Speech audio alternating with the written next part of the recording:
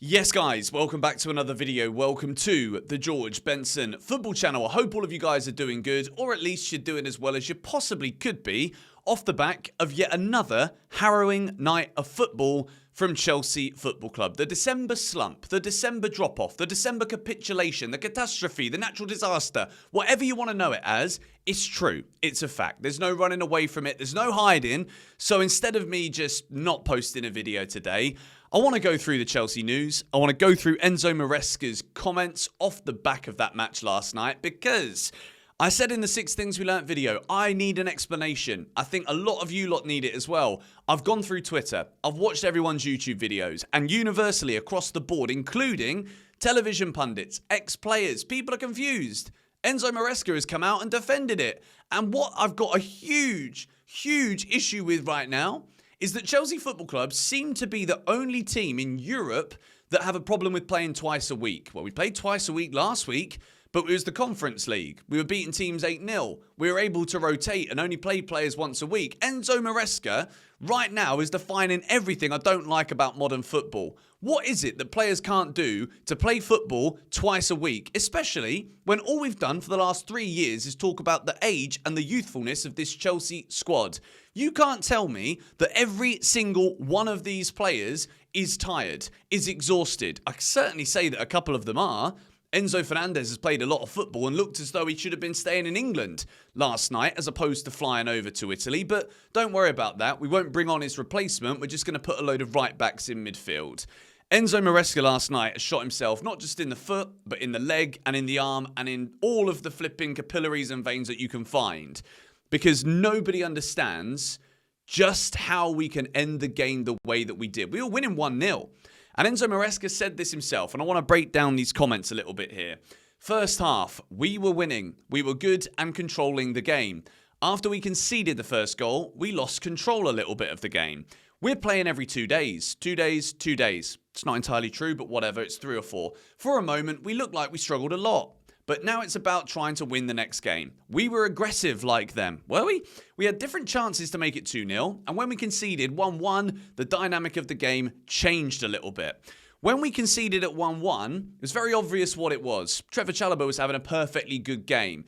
And when you listen to the post-match press conference from Enzo Maresca and then the post-match press conference from Trevor Chalobah, it does sound very different. Enzo Maresca comes out and saying, oh, Chalobah's been playing a lot of games, it's part of the plan. Trevor said it's because I got a yellow card.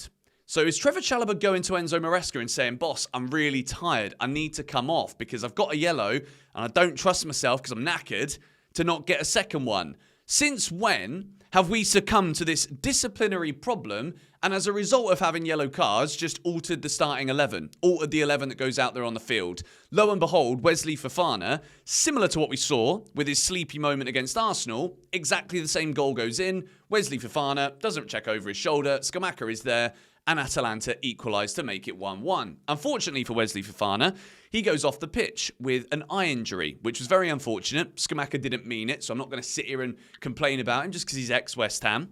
And Maresca said this, Wes Fofana had a problem with his eye. It's quite bad. He struggled to see a little bit, but hopefully he can be available for Saturday. Well, I hope he's available for Saturday too. If he isn't, Josh Achampong is the guy. The issue I have here with Enzo Maresca is there's only so many complaints I can hear about playing every 2 days. Realistically, right? If it was every 2 days, that's every 48 hours Chelsea have a game. Now, I've watched every Chelsea match this season. We've done videos on it. We talk about it. We preview every game. It ain't every 2 days, mate, okay? So this exaggerated story is now starting to get under my skin. Doesn't matter how many days it is. But for Chelsea to keep using this as an excuse, it doesn't fly when we can show up when we feel like it. If we were looking leggy against Barcelona, looking exhausted against Arsenal, maybe you could say, well, this season might be a write-off because we won a tournament in the summer, didn't have a proper pre-season. Oh, look, Chelsea is struggling as a result of it. But we do show up when we feel like it. So at this point, this is just an excuse, and I'm absolutely sick and tired of hearing it. Because if we were to play Man City at the weekend, we'd probably do quite well. The problem is tactically. The problem is Enzo Maresca is overthinking everything, even to the point now where we don't trust ourselves to stick with the same team because we get a yellow card. That is not what world champions should be doing. I'm sorry. This is embarrassing from Chelsea to be 1-0 up at half-time in Atalanta, a game that, no disrespect to Atalanta, they're now third in the Champions League group. They're a good team, but we're talking about Kolasinac, who left Arsenal years ago, Zappacosta from the Roman Abramovich era, who would never get a sniff in an idea of being a Chelsea player these days. He's got grey hairs, mate. Zappacosta destroyed us. Even Cucurella looked off the pace yesterday. And as much as I don't want to just completely rule out this idea of tiredness, because we keep hearing about it, we do look sluggish. I'm sorry, a lot of this is all mental. Because when I'm looking out there at players on the field who are traditionally right backs and they're being asked to play as left-sided eights, I'm bloody confused, mate. And I think all of the players are mentally drained and confused from it too. Because we're never playing our own game. We're constantly trying to chess it, out-chess this, out-chess that. And in the process of doing so, we look like our brains are fried out there on the football pitch. Whether it's the bright flipping lights of evening kickoffs, I don't know and I don't care. I don't want to hear excuses. Okay? This Chelsea team, personnel-wise, is more than good enough to be winning these games that we are just capitulating in. Atalanta are a good team. They're not a great team. The personnel we had out there yesterday, we're in control of the game. And as it goes on, we concede a silly goal, and then after that, it is just absolute, complete and utter chaos meltdown. And we end up with 7 or 8 defenders on the pitch, Tosin coming off the bench, Esteval being left on the bench, and Andre Santos when the midfield looked non-existent the whole game. Caicedo at right back, mate, honestly, there's no defending this. And the problem is that Enzo Maresca kind of did come and defend it, which to me screams that this is going very south very quickly. And I'm not saying I give up on Maresca. I'm not saying sack him. This is not what that video is. This video is just highlighting what is right in front of us. The players look confused. We know that Malo Gusto is not a number 8. And he's playing there. Cucurella is a left back. He's ended up as a number 8. You've got players that play in these positions on the pitch. Simple yesterday. You could have just moved Josh Achampong, move Reece James to right back, put Achampong in centre back. What? There's so many things that could have been done that just simply weren't done.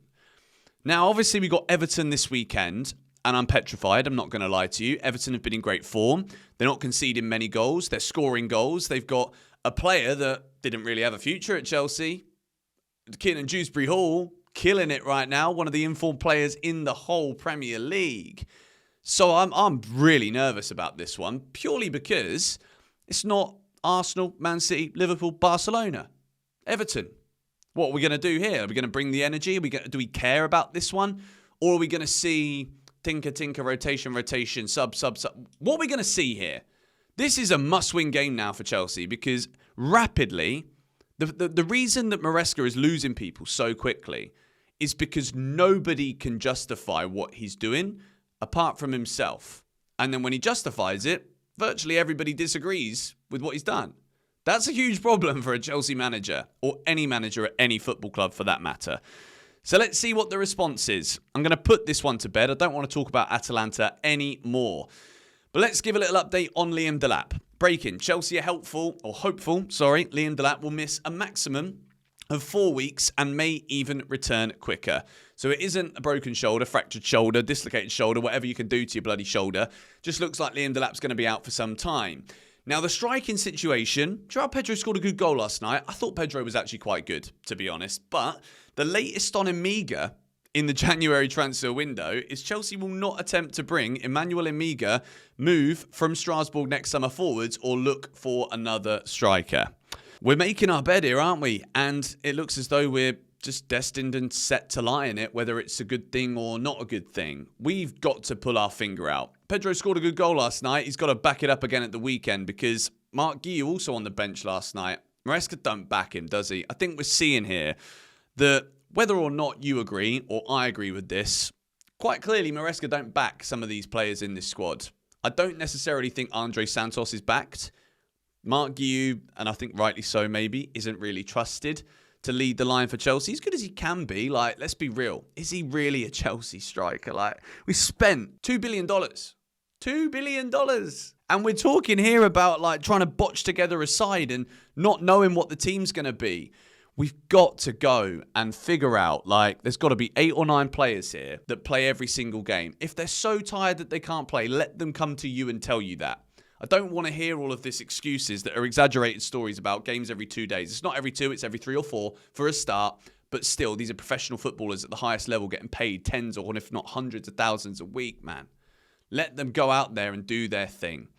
Let's move now into the latest on Mudryk. And at this point, like, I don't know what to believe about this story because I think the whole thing has been utter nonsense from minute number 1. B-sample results? What, we're just going to write off Mudryk's career? I can't believe that this is still not a public topic of conversation that occurs on a daily basis, right? Everybody's just wrote Mudryk off, said he's never going to play for Chelsea again, might not ever play football again, he's a druggie. All of these stories go around, right? But what the bloody hell is this when it comes to clarity on a footballer's situation and on a story which is absolutely public interest? Now, I've said all along, politics, when it gets involved with sport, don't really like it. Wouldn't be too surprised if there was an element of that involved here. Just my theory, because all you can do in this case is theorise, because we've not really had anything concrete. So, the update here from Foot Mercato might not be true, might be complete and utter nonsense, but at this point, no one really knows anything. So this could actually be the case, and if it is, I want to entertain the idea of this. Mudryk could make his return next January after being sidelined for nearly a year due to a doping scandal. His suspension could be lifted on January the 17th, 2026, potentially allowing him to return to the pitch. Sevilla and Strasbourg are both interested. Well, of course, Strasbourg would be interested, but what's to say that Mudryk couldn't get minutes at Chelsea right now? Because Garnacho can't get a consistent run of games. Gittins certainly is not the guy as of right now, is he? And we seemingly, having spent all of this money, still have weaknesses and problems on the wing. So, do you know what? If Mykhailo Mudryk does come back and teams are trying to stay away from him because, well, he was involved in a doping scandal, some teams won't want to go near him. And look, at this point in time, Chelsea got to find something from somewhere. And I'm even saying it here. If Mudryk's the answer and he's able to flip him play him. Because what I'm seeing out there on the pitch has actually got me to a point now where I'm tempted to send in a CV and a video of myself playing football. I'm fuming. We've been at this position before. It was almost a year ago where exactly the same thing happened. December, meltdown, capitulation. And you know what? If this happens 2 years in a row, Enzo Maresca's job was going to be looked into after 2 years, right? There's no one that can deny here that the same things are happening. We're not making progress, and Enzo Maresca is not helping himself, and I think he is very much liable for a lot of the reasons as to why this is happening. So, for Chelsea's sake, Maresca's sake, and everything good in the world, we need to respond now. This Atalanta game was almost the point where it's like, all right, we ain't 1 in 3. We got to win this for the Champions League, because now we've just given ourselves probably 2 extra games to play. Whoopie-doo for that really tired team that we've got, eh? Fantastic. Really smart. So, yeah, I'm losing it pretty quickly because we're getting justifiable. Everything's getting justified, apparently. Not in my book. I think that is an outrageous capitulation and a bottle job second half performance from Chelsea and decision from our manager. But anyway, that's my thoughts on it for now.